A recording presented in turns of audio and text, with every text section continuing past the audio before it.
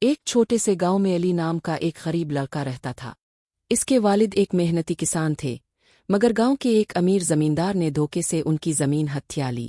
علی کے والد اس صدمے کو برداشت نہ کر سکے اور بیمار ہو کر دنیا سے چلے گئے۔ اس دن علی کے دل میں ایک آگ جل اٹھی، بدلے کی آگ۔ سال گزرتے گئے، علی نے سخت محنت کی، شہر گیا، تعلیم حاصل کی اور ایک کامیاب وکیل بن گیا۔ اب وہ کمزور نہیں تھا۔ ایک دن وہی زمیندار ایک بڑے مقدمے میں پھنس گیا۔ قسمت نے علی کو اس کیس کا وکیل بنا دیا۔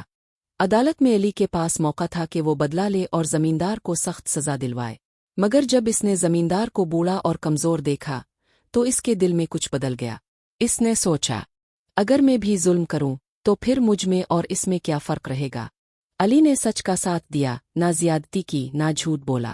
عدالت نے انصاف کیا۔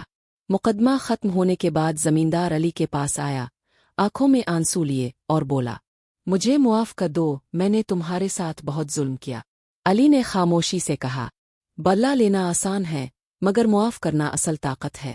سبق: بدلہ دل کو سکون نہیں دیتا، مگر معافی انسان کو بڑا بنا دیتی ہے۔